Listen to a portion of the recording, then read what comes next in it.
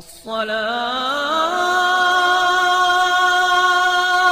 خير من النوم۔ السلام علیکم ورحمۃ اللہ وبرکاتہ۔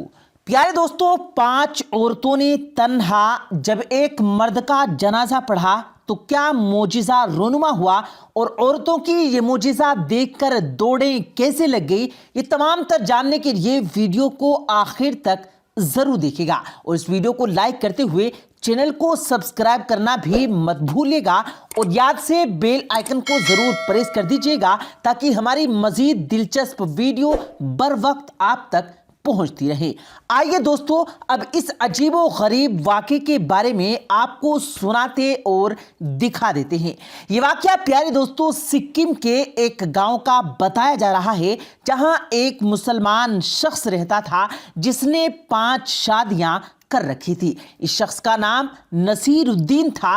رات دن شراب کے نشے میں دھت رہتا تھا، اور گاؤں والے اس شخص کو بالکل پسند نہیں کرتے تھے اور اس سے ملنے سے بھی کتراتے تھے، لیکن پھر بھی اس کی 5 بیویاں ایک گھر میں اتفاق سے رہتی تھی۔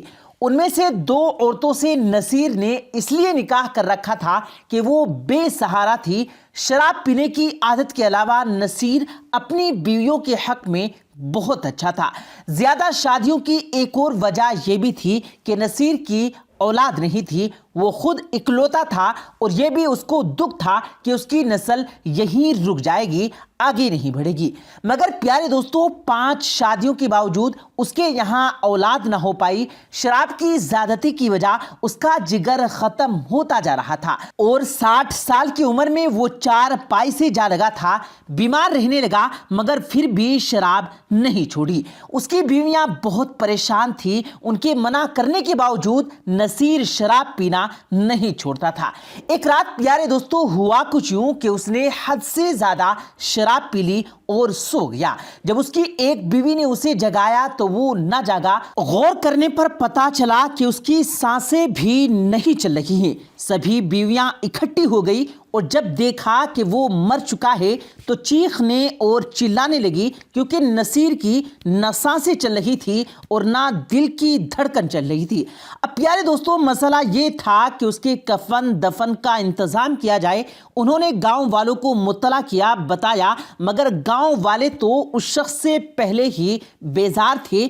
کوئی شخص نہیں آیا، نہ ہی کوئی اس شخص کی مدد کرنے کو تیار تھا۔ شام ہونے کو آ گئی، کوئی شخص اخلاقاً بھی نہیں آیا، حتیٰ کہ قریبی مسجد جا کر انہوں نے امام مسجد سے درخواست کی کہ غسل اور جنازے کا ہی بندوبست کروا دیا جائے، مگر امام مسجد نے صاف انکار کر دیا کہ بی بی، تمہارا شوہر شرابی تھا، جواری تھا اور بد اخلاق تھا، میں اس کا جنازہ نہیں پڑھاؤں گا، بہتر ہے آپ کسی اور سے یہ کروا لیں۔ پیارے دوستو، ان 5 عورتوں کی پریشانی اور بڑھ گئی۔ اب 5 بیویوں پر یہ بات صاف واضح تھی کہ جو کرنا ہے ان کو ہی کرنا ہے۔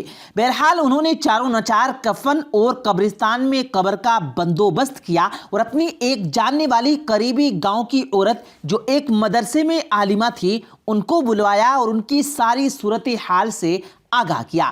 انہوں نے احادیث کی روشنی میں بتایا کہ عورت مرد کا جنازہ پڑھ سکتی ہے، اس لیے اللہ تعالیٰ بہتر جانتا ہے اور دیکھ رہا ہے، تو اب جب کوئی چارہ ہی نہیں تو ہمیں ہی اس کا جنازہ پڑھنا پڑے گا۔ تم لوگ میت کو غسل دو، کفن پہناؤ، ہم ہی میت کا جنازہ پڑھیں گے اور پھر تدفین بھی خود ہی کرنے کے لیے جائیں گے۔ پیارے دوستو، یہ ایک اپنی نوعیت کا عجیب ہی معاملہ تھا۔ بہرحال بیویوں نے اپنے شوہر کو غسل دیا، کفن پہنایا اور گھر میں ہی اس کی میت رکھ کے نماز جنازہ پڑھنے لگی۔ عالمہ عورت اس عورت کی امامت کرتے ہوئے نماز جنازہ کو پڑھا رہی تھی، لیکن پیارے دوستو ہوا کچھ یوں کہ جیسے انہوں نے نماز جنازہ پڑھنا شروع کیا تو ایک ایسا معجزہ رونما ہوا جس نے ان عورتوں کی دوڑیں لگوا دی۔ جی ہاں پیارے دوستو، آپ یقین نہیں کریں گے مگر یہ سچ ہے کہ نماز جنازہ ابھی شروع ہی ہوئی تھی کہ مردے نے لیٹ لیٹے لیٹے اپنی بیویوں کو باری باری نام سے پکارنا شروع کر دیا۔ پہلے تو سب کو وہم لگا، مگر جب مردے نے جواب نہ پایا تو وہ اٹھ کر بیٹھ گیا اور خود کو کفن میں دیکھ کر اس سے پہلے کہ وہ حیران ہوتا، ان سبھی عورتوں نے چیختے ہوئے دوڑ لگا دی اور کمرے سے باہر جا کر سانس لیا۔ اب نصیر الدین کفن سمیت ہی ان کو پکارنے لگا۔ بڑی ہمت کر کے وہ کمرے میں آئی۔ جب اپنے شوہر کو زندہ پایا اور یہ یقین کر لیا کہ یہ کوئی وہم نہیں، تب ان کی جان میں جان آئی۔ بعد میں ان کو معلوم ہوا کہ ان کا شوہر سکتے کی حالت میں تھا یا مر چکا تھا، یہ تو نہیں معلوم، مگر کسی صورت اس کی سانسیں دوبارہ چل پڑی۔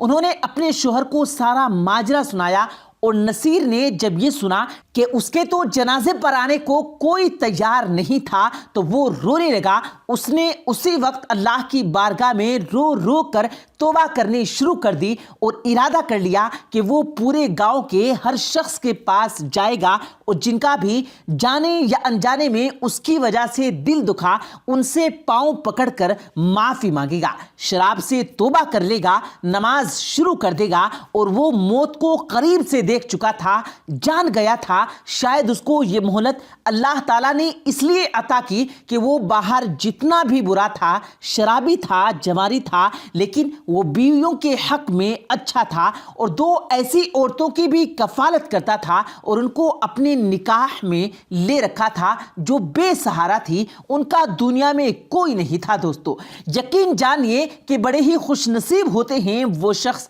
جنہیں اللہ تعالیٰ توبہ کی مہلت عطا فرماتا ہے۔ پیارے دوستو، ہم لوگ غفلت میں زندگی بتا دیتے ہیں یا پھر ہمیں لگتا ہے کہ شاید ہمیں کل بھی موقع مل جائے گا۔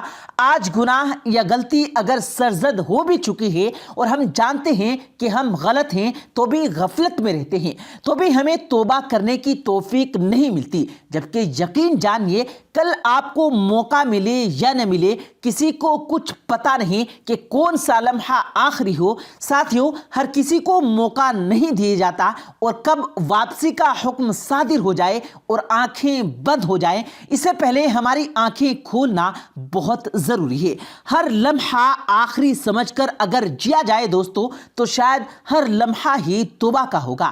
اس سارے واقعے کے بعد آپ کیا کہیں گے؟ کمنٹ میں لازمی اپنی رائے دیجیے گا۔ اللہ تعالیٰ سے دعا ہے کہ اللہ رب العزت ہمیں وقت سے پہلے توبہ کی مہلت اور توفیق عطا فرمائے اور ہمارا خاتمہ ایمان پر ہو، آمین ثم آمین۔ پیارے دوستو، امید کرتے ہیں آپ کو آج کی ہماری یہ ویڈیو ضرور پسند آئی ہوگی۔ اگر آپ کو یہ ویڈیو پسند آیا ہو تو اس ویڈیو کو دل سے لائک کریں اور زیادہ سے زیادہ لوگوں تک اس ویڈیو کو ثواب کی نیت سے شیئر کریں، اور اس ویڈیو کے بارے میں آپ کی کیا رائے ہے کمنٹ سیکشن میں اپنی رائے کا اظہار ضرور دیں، اور مزید اسی طرح کی روز کی ویڈیو پانے کے لیے ہمارے چینل کو ضرور سبسکرائب کریں۔ ملتے ہیں پھر ایک نئی ویڈیو کے ساتھ، تب تک کے لیے اللہ حافظ۔